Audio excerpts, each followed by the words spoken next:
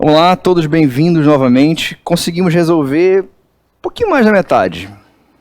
Espero que tenha sido proveitoso, mas vamos em frente.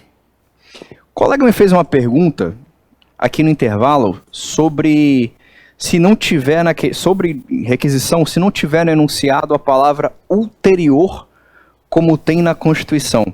Se isso seria um problema. Não, gente.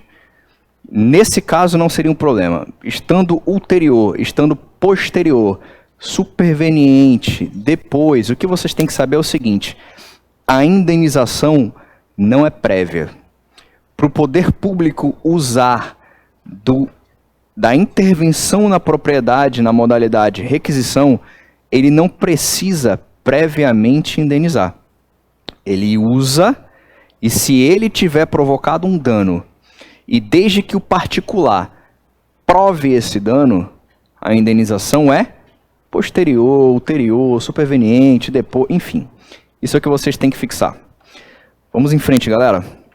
À luz das disposições constitucionais acerca do poder legislativo, julgue o item seguinte: a perda do mandato de deputado ou de senador que tenha atingido de maneira incompatível o decoro parlamentar será decidida de ofício pela presidência da Câmara dos Deputados ou do Senado Federal.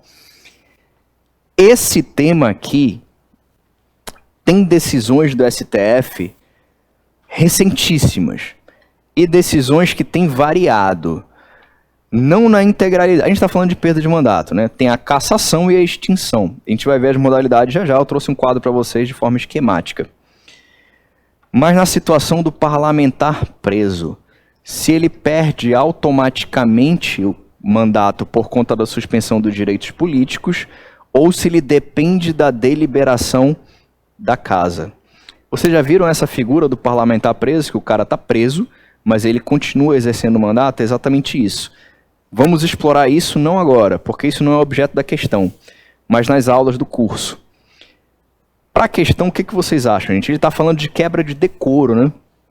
Tudo isso está no artigo 54 e artigo 55 da Constituição Federal. E é claro que está errado, porque são duas as hipóteses. Perda do mandato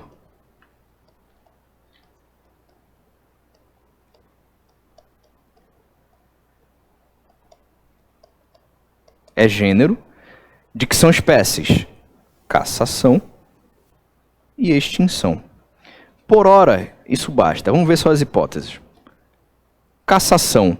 A perda será decidida pela Câmara ou pelo Senado, a depender de que parlamentar seja, por maioria absoluta, mediante provocação da respectiva mesa ou de partido político representado no Congresso, assegurada ampla defesa. Isso é a cassação. Quais são as hipóteses em que o congressista, quando eu falo congressista, vocês entendem, né? Deputado e senador, deputado federal e senador, vai ser cassado quando ele infringir as proibições do artigo 54, quebra de decoro, que foi o objeto da nossa questão, e condenação criminal transitada em julgado. Nesses casos, a Câmara ou o Senado vai ter que deliberar depois de ser provocada ou provocado. Não vai poder fazer isso de ofício. E quem pode provocar? A mesa do Senado ou da Câmara ou partido político que tenha representação no Congresso. Não pode um partido que não tenha nenhum congressista provocar. Tem que ser um partido com representação no Congresso. Vamos ver a extinção agora? A perda será declarada. Aqui, gente, eu vou colocar de marca-texto, porque eu preciso destacar. A Constituição também não tem palavras inúteis. Declarada na extinção, decidida na cassação. Uma é declaratória e a outra é constitutiva. Na extinção, ele só vai declarar. Atenção a esse termo. De ofício ou mediante provocação de qualquer de seus membros ou de partido político com representação. Conseguem ver as diferenças? além de poder ser de ofício, um membro pode provocar. Ali somente a mesa ou partido. E a atitude é declaratória. Na outra, ela vai decidir por maioria absoluta. Casos. Quando o congressista deixar de comparecer em cada sessão legislativa a terça parte das sessões ordinárias, salvo licença ou omissão autorizada, quando ele perder ou tiver suspenso os direitos políticos, e aqui entra um tema que eu vou discutir com vocês nas aulas, quando decretar a justiça eleitoral nos casos previstos nessa Constituição. Voltando ao enunciado, vamos ler por que está errado, vamos entender por que está errado.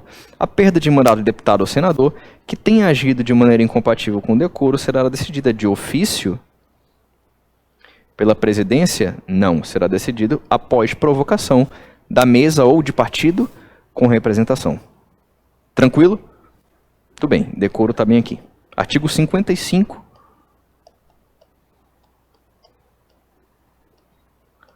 Da Constituição Federal de 88. Última observação, em voto aberto. 16, para quem está acompanhando no caderno. A respeito da organização dos poderes da República, julgue o item que segue. O Tribunal de Contas da União, órgão que auxilia o Congresso Nacional no controle externo, tem a iniciativa de propor ao Poder Legislativo a criação de cargos, a remuneração de seus servidores e a fixação de subsídios de seus membros. Certo ou errado? Também com muita decisão do STF recente. Certo, galera? O Tribunal de Contas tem a iniciativa legislativa para propor essas questões, essas matérias. Gozam das prerrogativas de autonomia, autogoverno, em que se inclui a iniciativa privativa para instaurar o processo legislativo sobre a sua organização e funcionamento. É o próprio Tribunal de Contas, no âmbito da União, TCU, no âmbito do Estado, TCE, que vai ter a iniciativa legislativa para assuntos de sua natureza. Se o Tribunal de Contas quiser modificar sua lei orgânica ou seu regimento interno, ele vai propor isso à Assembleia Legislativa do Estado, que lá vai deliberar a respeito. Agora vejam o dispositivo da Constituição, o artigo da Constituição que nos diz isso. Não tem um expresso para o Tribunal de Contas. A jurisprudência usa o do Poder Judiciário, que fala, artigo 96, 2d, compete privativamente ao Supremo, Tribunal Superior, Tribunal de Justiça, olha aqui o ponto que interessa a vocês, propor ao Poder Legislativo alteração de sua organização e divisão judiciária. A iniciativa, no caso, a questão está falando do TCE, mas é do TJ. No caso de vocês, o artigo que vocês vão se basear é esse, 96, 2d da Constituição. Mas, professor, aí está escrito judiciário, realmente. Mas no artigo 73, a Constituição fala que o Tribunal de Contas da União exerce no que couber as atribuições previstas no artigo 96. Mais uma vez, a gente tem que fazer o quê? Uma leitura sistemática da Constituição. Vocês lembram do artigo que eu comentei lá no início da aula? Eu vou no artigo 96, 2d e vou no artigo 73. Se eu fosse só no 93, 2d, a iniciativa não seria do Tribunal de Contas. Seria de qualquer outro detentor de poder, mas não do próprio Tribunal de Contas. Mas lendo o 96 junto com o 73, a gente chega a essa conclusão. A gente não, né? O STF chega a essa conclusão. Beleza? 17. A respeito da organização dos poderes da República, julgue o item que segue. Compete exclusivamente ao Congresso Nacional processar e julgar o presidente e o vice da República, caso esses cometam crimes de responsabilidade. Quem já ouviu falar de crime de responsabilidade aqui? Talvez vocês não tenham ouvido falar com esses termos, mas quem já ouviu falar de impeachment aqui? Então todo mundo já ouviu falar de crime de responsabilidade. Aqui a gente está falando do presidente da República, né? Recentemente a gente viu um caso de julgamento de crime de responsabilidade da então presidente da República. Impeachment da presidente Dilma Rousseff. Muito bem.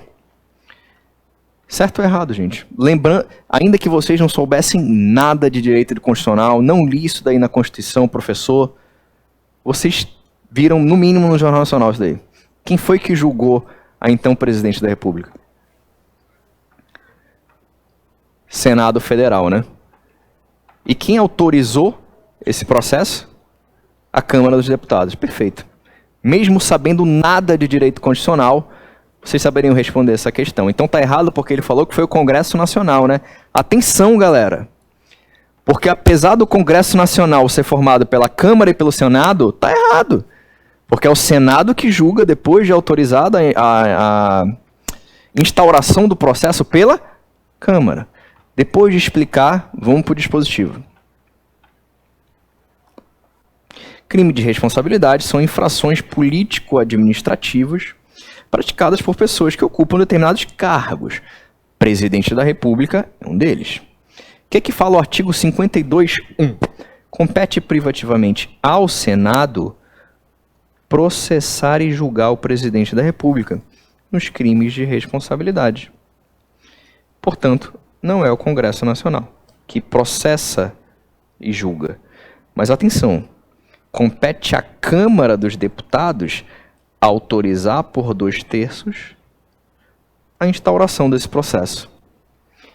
Beleza? De novo, meu Deus. Tá bugado isso daqui, hein, gente? Informática cai na de vocês, né? Eu já estarei reprovado. Espero que vocês tenham um pouquinho mais de noção de informática do que o professor. Inclusive, mandar um grande abraço para um servidor do TJ, Diogo, que está assistindo a aula online, já mandou mensagem aqui. Ele é o cara da informática. Vamos lá.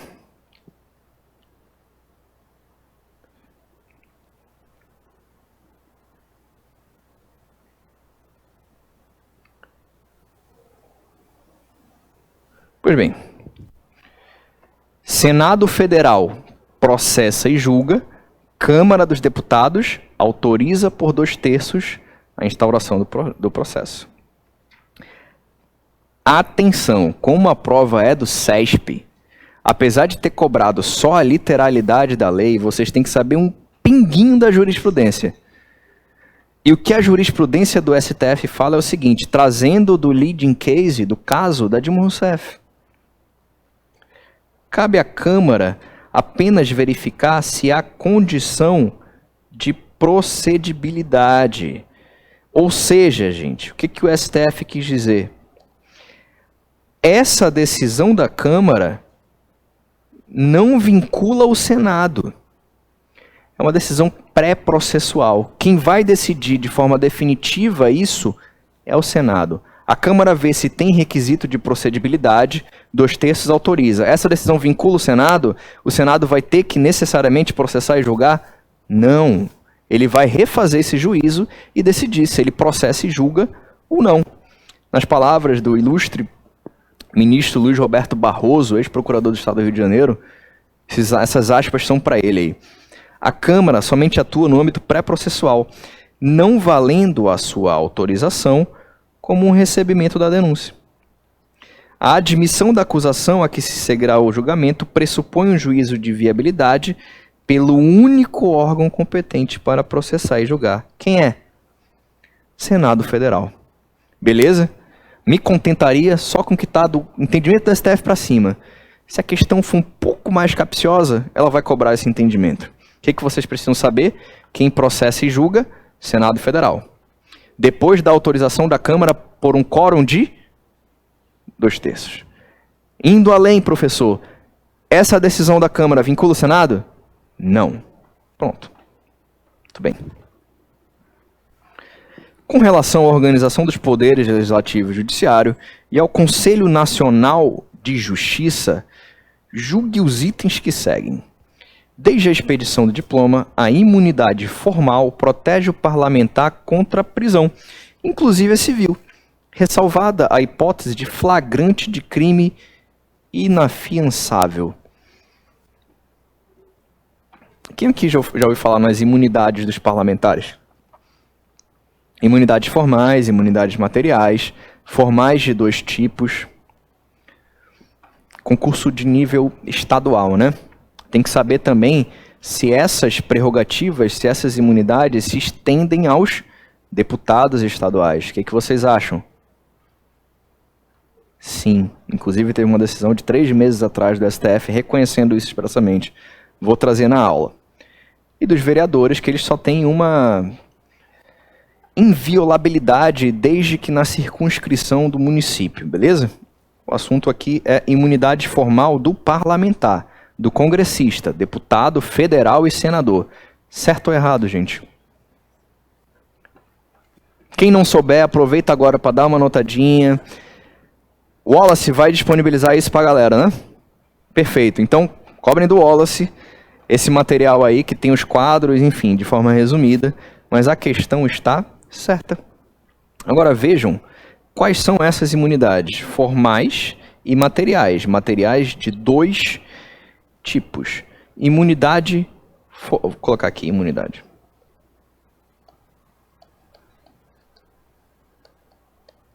Imunidade formal. Deputados e senadores são invioláveis, civil e penalmente, por quaisquer de suas opiniões, palavras e votos. Inviolabilidade civil e criminal das opiniões dos senadores e deputados. Depois a gente esmiuça isso. A imunidade material. Em relação à prisão, desde a expedição do diploma, os congressistas não poderão ser presos, exceto... Isso aqui está trocado, tá, gente? Exceto em flagrante de crime inafiançável. Nesse caso, os atos serão remetidos dentro de 24 horas à casa respectiva, para que, deixa eu vou grifar, para colocar os requisitos de forma destacada. Desde a expedição do diploma, eles não podem ser presos. Ponto. Exceção. Flagrante de crime inafiançável.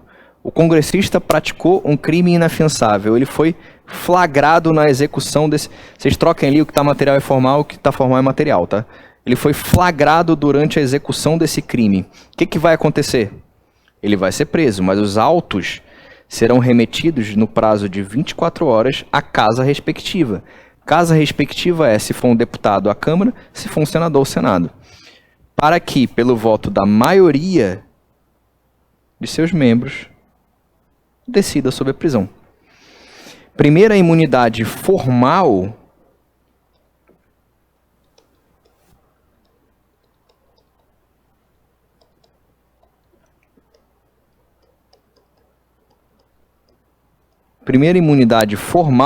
quanto à prisão. Deputado e senador não pode ser preso, ponto. Exceção, flagrante de crime inafiançável. Flagrei um deputado ou um senador praticando um crime inafiançável, prisão. Os autos dessa prisão devem ser remetidos no prazo de 48 horas, 24 horas. Para quem? Para a casa respectiva dele, que pelo voto da maioria absoluta, relativa, 2/3, 3/5, maioria, vai decidir sobre a prisão. Se mantém ou não. Segunda imunidade formal em relação ao processo. Se for proposta e recebida denúncia criminal contra parlamentar por crime ocorrido após a diplomação dele, o STF dará ciência à casa que, por iniciativa de partido político nela representado e pelo voto da maioria, poderá, até a decisão final, sustar o andamento. Voltando para a questão por que ela está certa. Desde a expedição do diploma, a imunidade formal protege o parlamentar contra a prisão, certo ou errado? Inclusive a civil, sim. Ressalvada a hipótese de flagrante de crime inafiançável. Essa é a redação literal do artigo 53, parágrafo 2º. Só anotem aí que onde está material é formal e onde está formal é material. Teve um erro de digitação. Posso avançar, galera? Questão tranquila também, né? Atenção só ao prazo ali. Com relação aos poderes legislativo e executivo, julgue o item seguinte. Independentemente de lei, o presidente da República pode, mais um tema de administrativo aí, por decreto, dispor sobre a extinção de cargo público vago. Quem saberia me dizer do que a questão está tratando? É quem está um pouquinho à frente em direito administrativo. Qual que é o tema da questão aí? Quem já foi meu aluno?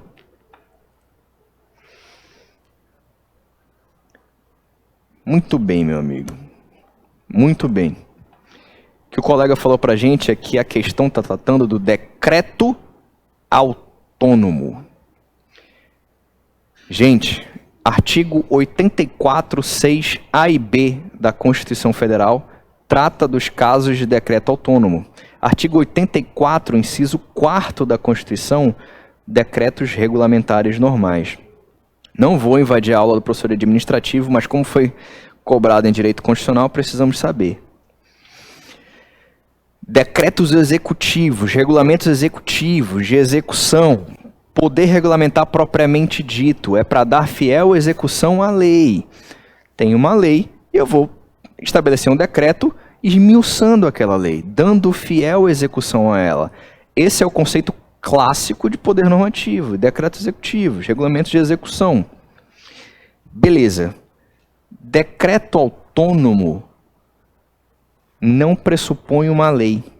O fundamento de validade dele é direto na Constituição. Quando eu falo isso, muita gente se confunde.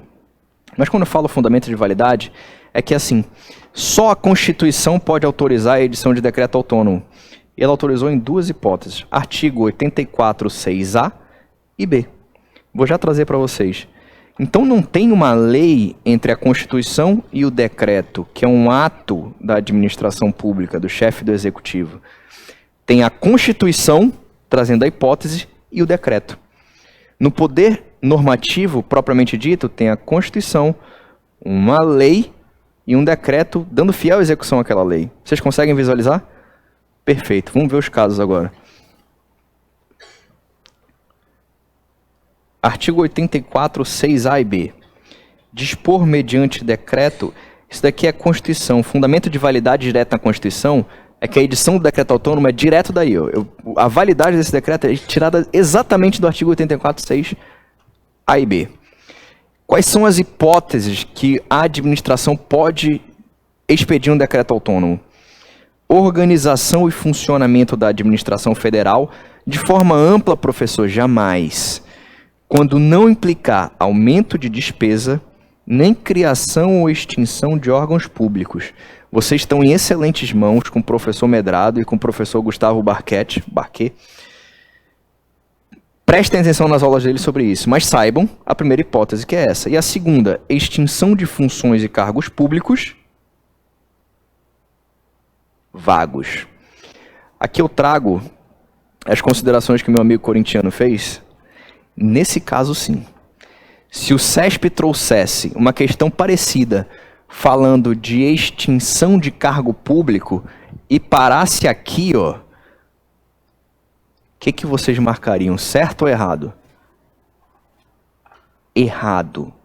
Porque a Constituição expressamente fala que eu só posso utilizar decreto autônomo para extinguir cargo público vago. Nesse sentido, essa omissão vai invalidar a questão. E aí vocês têm que marcar errado. Olha como o CESP trouxe, por isso que eu façam questões do CESP, para ficarem maceteados com ela. Independentemente de lei, já me remeteu ao decreto autônomo, não tem lei. O presidente da República pode, por decreto, dispor sobre a extinção de cargo público vago, certo ou errado? Dispor sobre a extinção de cargo público, certo ou errado? Errado. E no outro caso, que não foi o caso da questão, mas que poderia vir. Organizar o funcionamento da administração pública, ponto, certo ou errado? Não. Quando não houver aumento de despesa ou criação e extinção de órgãos, porque depende, nesse caso, de lei. Tranquilo, gente? Que bom. Fiquem atentos a isso. Vou desenhar aqui.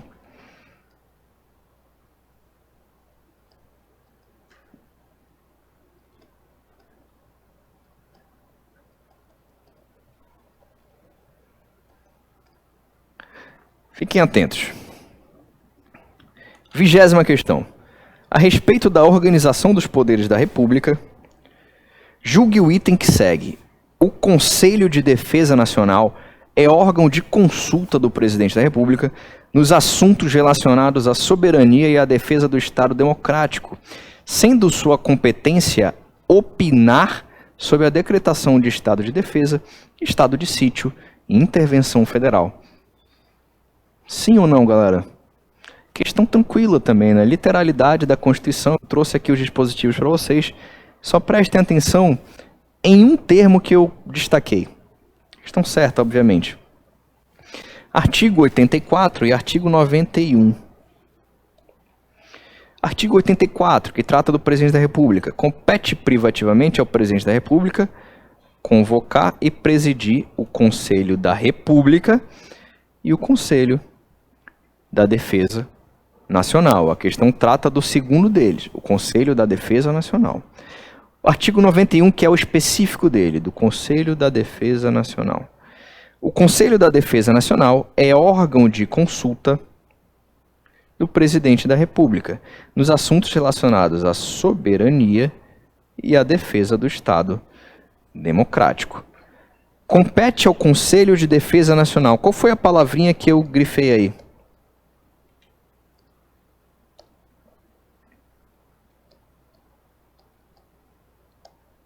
CESP cobra muito. Quando for Conselho de Defesa Nacional, tem que ter o opinar, porque o que falam os incisos do parágrafo 1º, opinar nas hipóteses de declaração de guerra, celebração de paz, opinar sobre a declaração de estado de defesa, estado de sítio e intervenção federal, que é o gabarito, propor critérios e condições de utilização das áreas dispensáveis à segurança, estudar, propor e acompanhar o desenvolvimento de iniciativas necessárias a garantir a independência nacional. Isso está assim para não confundir com o Conselho da República.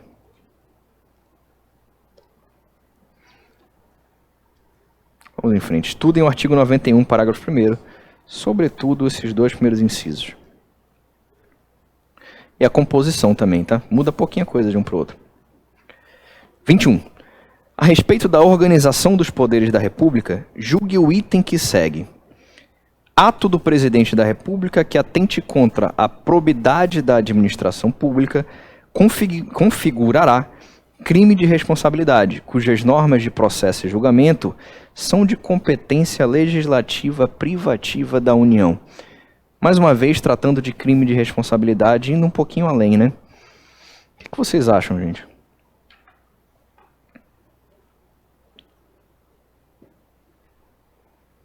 Certo ou errado?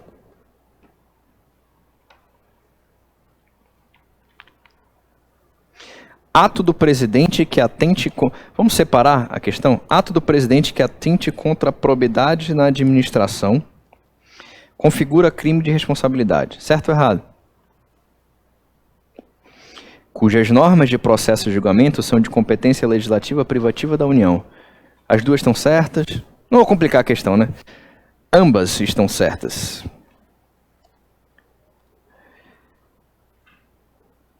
E o artigo da Constituição que traz os crimes de os atos que podem configurar crime de responsabilidade do Presidente da República é o 85. Tem que estar enquadrado lá. E o inciso 5 fala de quê? Probidade na administração. Então a primeira parte está certa. Já deu gabarito a outra também. Sobre a competência legislativa, vocês poderiam se confundir em um ponto. A natureza jurídica do crime de responsabilidade não é penal. É uma infração político-administrativa. Muita gente, principalmente de analista, confunde isso porque já estudou o artigo 22.1 da Constituição, que fala que é competência da União legislar sobre processo penal, processo civil, mas não sobre infração política administrativa. Só que o STF considera que, para fins de competência legislativa, súmula vinculante 46, a iniciativa é privativa da União, ou seja, em que pese tratar-se de infração político-administrativa, para fins de competência legislativa, a matéria se insere no âmbito direito penal e processual, sendo competência da União. Tranquilo, gente? Tem que saber a natureza do crime de responsabilidade, não é penal, é político-administrativa, uma infração... Probidade administrativa não é penal, probidade na administração não é natureza penal, político-administrativa. Mas para fins de eu saber quem vai ter a iniciativa, um dia eu vou cair daqui, iniciativa legislativa, o STF entende que é processual. Nesse caso, iniciativa privativa da União. Súmula vinculante 46. Tem que ter uma lei específica para isso, tá? Tranquilo até aí? Quem é que julga? Crime de responsabilidade do presidente da República? Senado. E do governador?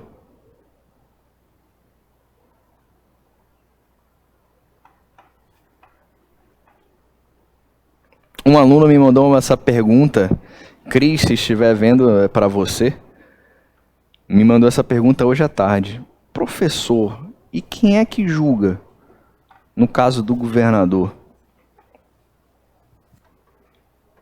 Vou responder em sala de brincadeira, não vou deixar vocês com a dúvida. Um tribunal especial, composto por 5 membros do Tribunal de Justiça, 5 desembargadores, e 5 membros do Legislativo, presidido pelo presidente do TJ. Depois, se tiverem dúvida, eu dou a fonte normativa, mas saibam que é diferente isso. Podemos prosseguir? 22. Está chegando o fim.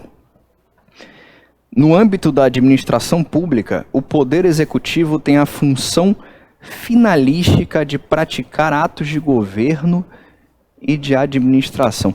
Quando o CESP quer fazer perguntas simples, ela muda a redação e deixa complicado, né? O que ela quer saber aí é de função típica e de função atípica. Só que usou termos diferentes. Seria muito mais simples se ela falasse, mas todo mundo acertaria, né? E todo mundo ia passar. Vamos lá, gente. No âmbito da administração pública, o Poder Executivo tem a função finalística de praticar atos de governo e atos de administração. O que vocês acham? Certo? Agora vocês têm que saber os 3 poderes da República e quais são eles? Poder Executivo, Poder Legislativo e o que vocês querem, Poder Judiciário. Eles exercem funções típicas e funções atípicas. Vocês saberiam me dizer as funções típicas e atípicas de cada um? Legislativo.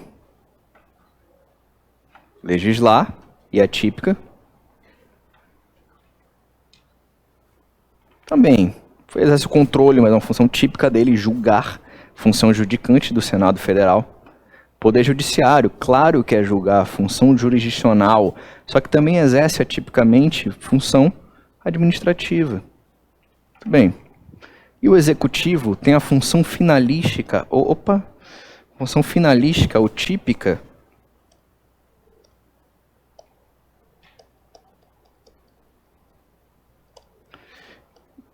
administrativa e de governo, mas também exerce outras. Poder Executivo tem função normativa? Sim, gente, eu acabei de falar dos decretos, né? Dos regulamentos executivos, decretos executivos e decreto autônomo. Nada mais é do que um exercício atípico da função legislativa. Muito bem.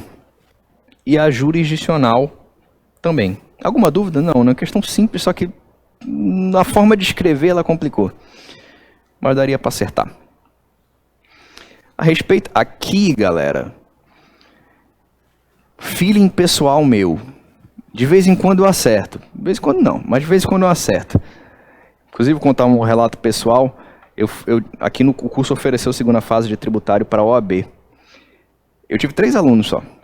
3 alunos fizeram a segunda fase comigo. Me dediquei tanto a essa sala, mas tanto. O professor Bernardo também participou comigo, o professor Milk. Eu consegui entregar para eles todas as questões, todas as 4 questões e a peça. Mas aí, diversas pessoas depois me perguntaram, professor, que negócio é esse? Tem contato, bola de cristal, é o quê? É guru? Não, galera, é só jurisprudência.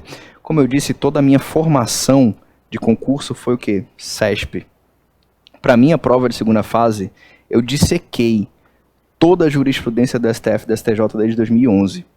Não só no Marcinho, mas eu ia no site e eu tenho um livro dessa grossura, só com teses da jurisprudência. Isso engrandeceu demais. Quando eu fui dar esse curso de direito tributário para a segunda fase, estava tudo fresquinho. E eu peguei as mais recentes e joguei. Coincidentemente, foi só o que caiu. Por que eu estou falando isso? Estudem Conselho Nacional de Justiça.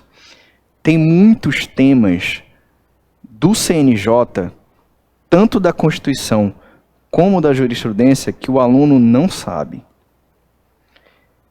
E a banca ama isso. Competência revisional de PAD. Saber se o CNJ, se a competência dele... O que é o CNJ? Depois a gente comenta a questão. O que é um órgão de controle administrativo, financeiro do judiciário? Vocês estão prestando concurso para quê? Poder Judiciário. Tudo bem.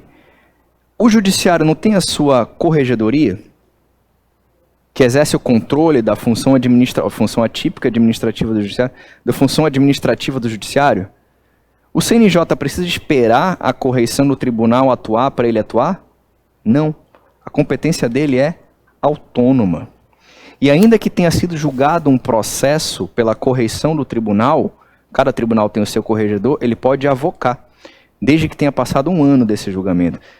Tudo isso será explorado pelo professor Fábio, com maestria, por mim, pelo professor Bernardo, pelo professor Leandro, mas deem uma atenção a isso. Pode ser que não caia, mas se cair, vocês vão estar muito à frente de quem não estudou. Vamos para a questão. A competência do CNJ para apurar violações aos deveres funcionais se aplica apenas aos servidores do Poder Judiciário. Ela não alcança os magistrados, pois se assim não fosse, caracterizaria afronta à independência funcional. Claramente errado, né, gente? O CNJ, embora seja um órgão do judiciário, olha o artigo aqui que vocês têm que ler, possui tão somente funções administrativas, financeiras, controle dessa atuação. Compete ao Conselho, ao CNJ, o controle da atuação administrativa e financeira do judiciário e o cumprimento dos deveres funcionais dos juízes, cabendo-lhe, além de outras atribuições, que lhe forem conferidas pelo Estatuto da Magistratura. Eu trouxe 3 ou 2 para vocês. Receber e conhecer reclamações contra membros ou órgãos do Poder Judiciário, inclusive contra seus serviços auxiliares, serventias, notariais, registros, que atuem por delegação, sem prejuízo da competência disciplinar e correcional dos tribunais. Isso que eu acabei de falar para vocês. Ele pode exercer esse controle sem prejuízo da corregedoria do tribunal. Podendo avocar processos disciplinares em curso, determinar a remuneração, a disponibilidade, a aposentadoria, etc., aplicando outras sanções.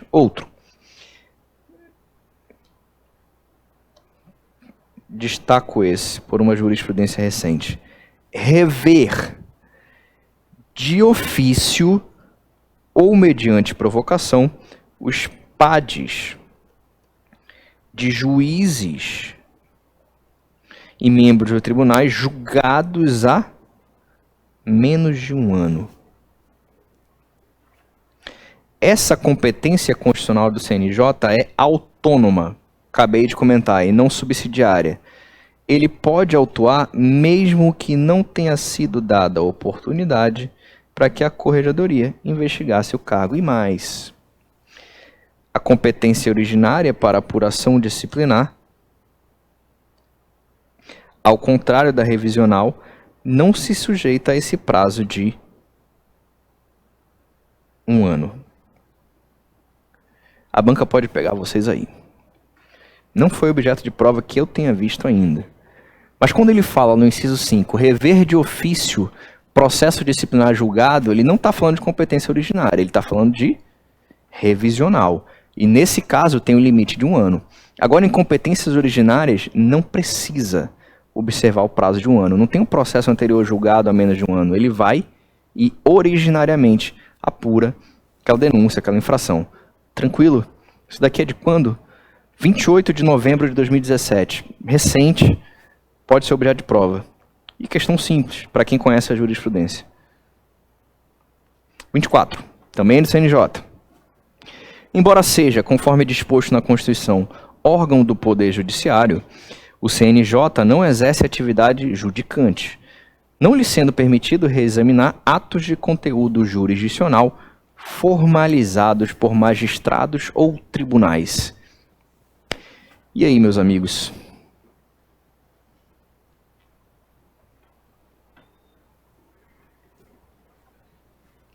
Eu vi alguém falando certo, acho que foi você. Perfeito. Não confundam duas situações. Eu trouxe a jurisprudência para vocês. Não cabe ao CNJ, cujas atribuições são exclusivamente administrativas, controle de controvérsias submetidas à apreciação do judiciário. O CNJ tem natureza o quê? E também financeira.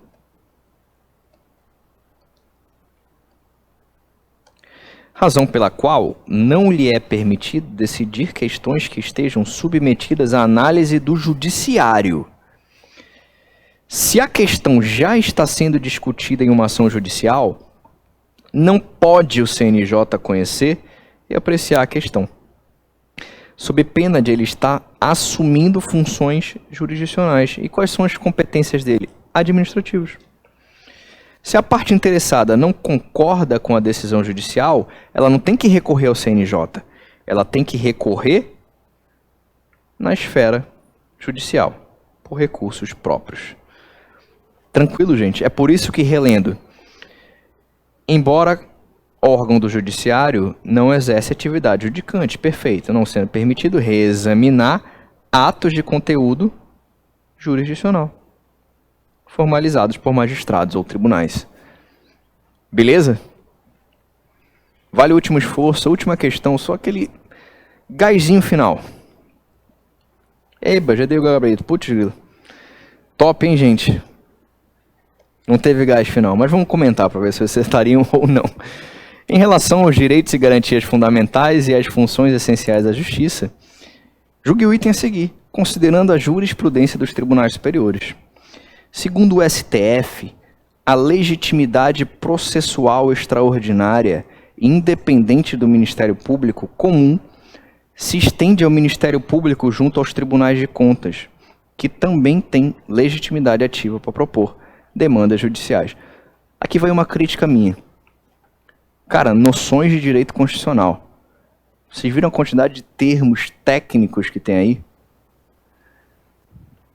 A questão em si não é difícil, mas para quem não é formado em direito, legitimidade processual extraordinária independente, legitimidade ativa, enfim, não é todo mundo que tem esse apuro. Agora, quem lê a jurisprudência, que eu volto, mais uma vez, não sou patrocinado por ele, que eu volto a indicar o Dizer o Direito.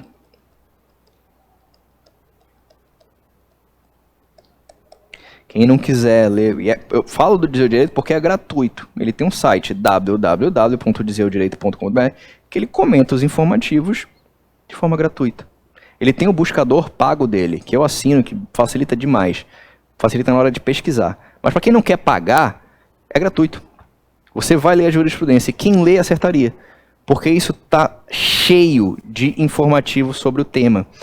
Apesar do nome ser o mesmo, Ministério Público Estadual, chamado aqui de comum, e Ministério Público junto ao Tribunal de Contas, são totalmente diferentes. Um tem uma autonomia que o outro não tem. Vamos reler aqui, vamos ler a jurisprudência. A Constituição somente previu um artigo sobre o tema, o 130, que fala: aos membros do MPC, Ministério Público junto ao Tribunal de Contas, aplicam-se as disposições dessa seção pertinente aos direitos, vedações e formas de investidura. Essa seção que ele fala aqui é do Ministério Público Comum, tá, gente? Do MP. Mas o STF tem reiteradas decisões sobre o tema, dizendo, por exemplo, em 2016, o MPC, vou resumir aqui, tá? MPC não dispõe de fisionomia institucional própria, não integrando o conceito de Ministério Público enquanto ente despersonalizado de função essencial à Justiça. Agora uma de 2016, também de 2016, as atribuições do Ministério Público Comum, o MP, entre as quais a legitimidade processual extraordinária e autônoma. Será que a banca tirou desse informativo? Com certeza. Então, isso que eu falo, CESP é leitura de informativo. Se vocês lerem o segundo julgado e lerem o enunciado, não teve nem trabalho de mudar a redação. Foi igual. Vamos voltar. As atribuições do Ministério Público Comum, entre as quais se inclui legitimidade processual extraordinária e autônoma, por isso eu falo, vocês poderiam até nem saber o que é isso. Lendo a jurisprudência, acertariam. Não se estendem ao Ministério Público junto ao Tribunal de Contas, cuja atuação está limitada ao controle externo. E a última, a cláusula de garantia inscrita no artigo 130 é de ordem subjetiva, ou seja, apenas diz que os membros do Ministério Público do Tribunal de Contas possuem os mesmos direitos e vedações em forma de investidura que o membro do Ministério Público Comum.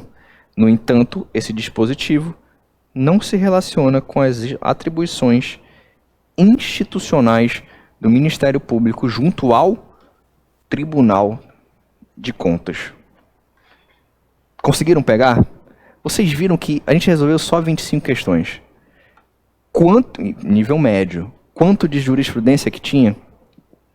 Ainda que vocês não soubessem a fundo aquele tema, lendo 3 linhas da jurisprudência, acertariam quantas questões? Dediquem tempo ao estudo da jurisprudência. Dediquem tempo ao estudo das súmulas, vinculantes ou não, do STF e do STJ. Façam, galera, muitas questões. Principalmente por ser verdadeiro ou falso. Eu acho bom demais. Vai no que concurso, na plataforma do curso. Faz todas, assim, quanto você aguentar. Porque é isso que vai te passar. E mais, é isso que vai te passar lá em cima. E não só passar. Pensem nisso. Comecem a executar questões, ler jurisprudência. Sejam bem-vindos ao curso. Nós temos professores excelentes, muita experiência em concurso. Enfim, estou à disposição de vocês. Tem meu contato aí. Se quiserem tirar dúvidas, comentar a jurisprudência, falar sobre concurso público, eu estou à disposição de vocês. Eu terei aulas de direito constitucional nível médio e administrativo nível superior. E foi um prazer ter vocês conosco. Vocês têm o resto da semana aí com bons professores e divirtam-se. E vamos estudar, que a aprovação vem. Um abraço.